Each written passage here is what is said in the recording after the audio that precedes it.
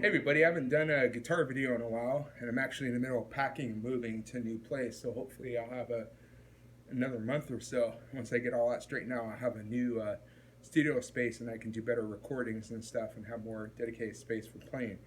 So I'm just going to do a little bit of riffing, more improv type stuff today, just like...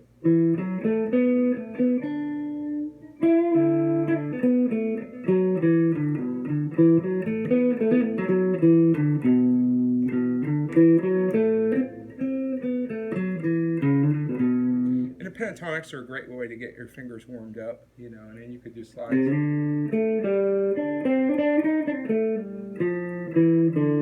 Got a little bit of reverb on my angle going.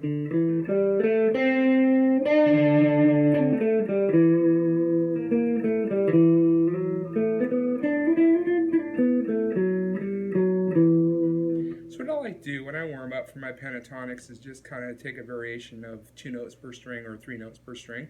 And you can kind of mix it, you can start here, you can start anywhere on the fretboard basically with the same pattern, and you can play solos or all kinds of things. If I start here on the on the 7th fret and I just go 7, 10. I hit the string, I screwed up. I been recovering from 2 ankle injuries, so I haven't played as much as I usually do, but I'm trying to get back into it, slowly. But you can kind of take the same patterns, like if you go 7, 10, and then you on the on the low string, E string, 7, 10, and then you can go.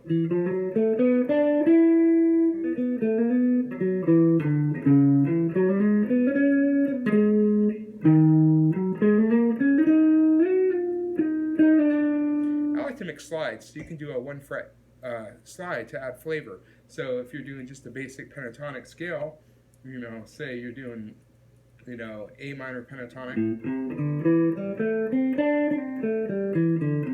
Sounds boring, right? But if you do...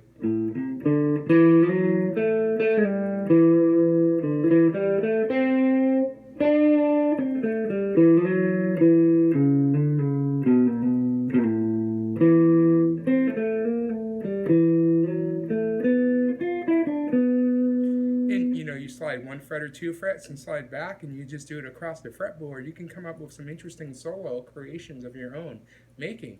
So if you're doing you want to create your own riffs and songs, which I am starting to do now after a few years of playing, you can, do like... I'm going to put on my humbucker. I was on my... So on this Sir, I love this guitar. I still have it. You have a... the single coil pickup, and you have dual humbuckers. And so I'm on the humbuckers. You can do.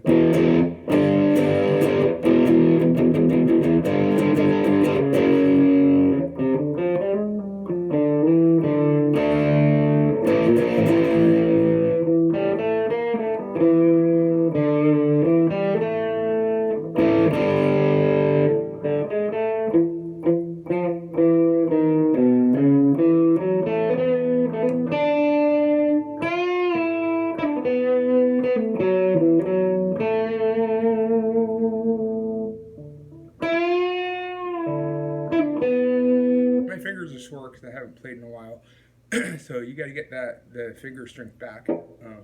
But you get the idea. You can create some really cool riffs that way, instead of memorizing songs, which it's great to know a few dozen songs from memory, and then you can create your own riffs. But you don't want to sound like everybody else. At least I don't. I want to create my own music one day. So you can go.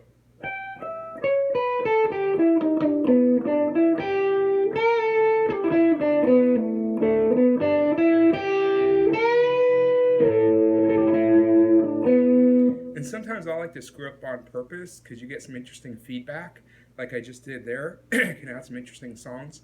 If you listen to a lot of early heavy metal and rock and metal, you hear a lot of that feedback on a lot of songs, and that's kind of like makes it unique. People don't notice that. They think you have to be perfectly accurate, and that's important for skill development in certain types of music. But live music was sloppy. Like they do like if I'm going to put it on, so I have it on my gain boost on this Ingle, which still is my favorite small amp. If I put it on the lead, the high gain, and then do some.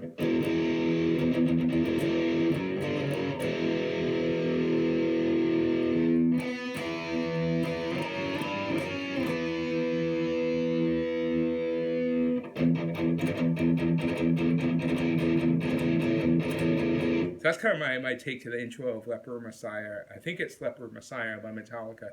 That's kind of my variation of it.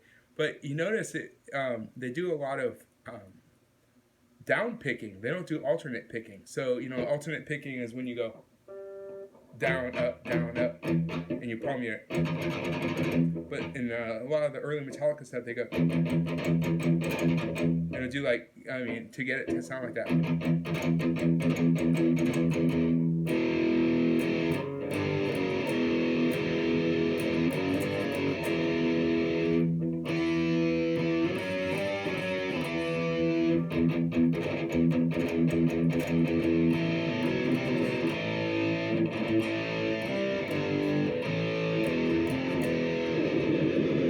So, you can mix it up, and then you can, for technique, you can practice down, up, or whatever for your alternate picking. If you go.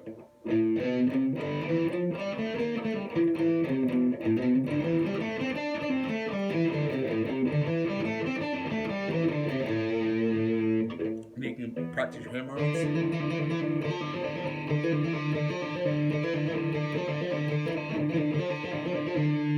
And then hammer-ons are really important if you want to do any kind of metal or rock, because they use a lot of hammer-ons and legato, especially Iron Maiden bands like that.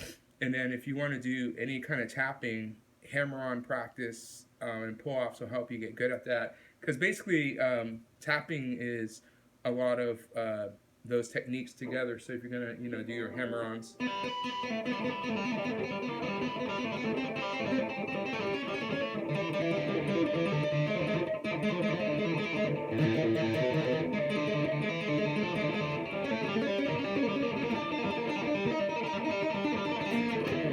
So you work on your hammer-on and pull-off technique to get good tapping and create really awesome solos. So as opposed, if you're just gonna do hammer-ons.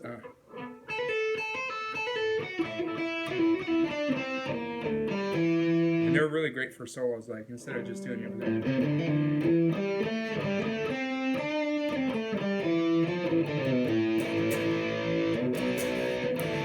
And then double stops are really good.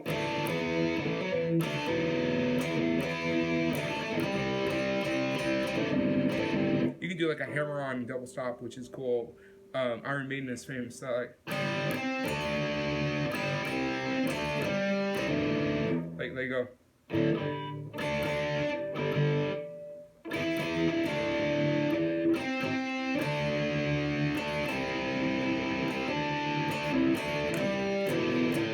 You get that, or you can mix it up. And if you want to create some really cool, down tune stuff, so I have my drop tune pedal. So if you want to create some down tune stuff, and you want to create some metal type stuff like that, you can do cool stuff like that,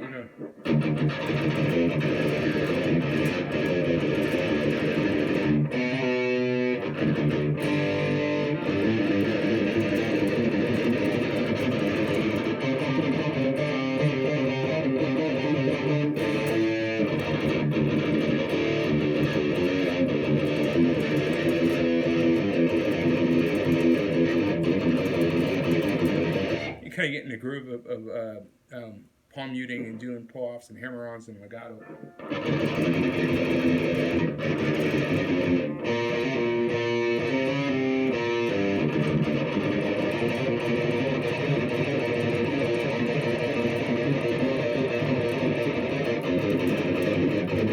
And you want to go slow and be accurate on this, because speed will come.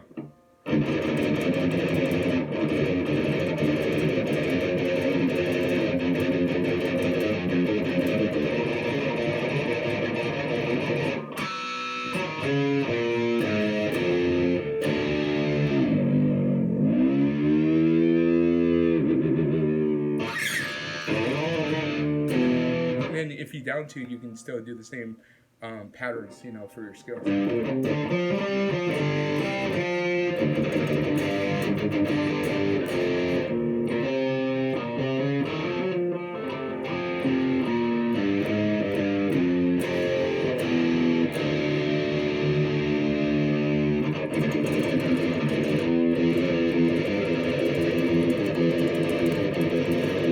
Anyways, um, keeping it short, I'm thinking this will probably be my last video before I get moved into my new house, because right now, it's just back and forth, getting all that stuff done. I got a lot of stuff to move, but the good news is I won't have a neighbor downstairs complaining, and I'll have more room for my equipment, and I can record better and do some soundproofing and things like that. So I'll probably want to get a bass and some drum kit so I can do the whole thing from drums and bass. And plus, after this whole COVID crap is over, fuck COVID, fuck COVID. I like this shirt. I got this shirt at an event.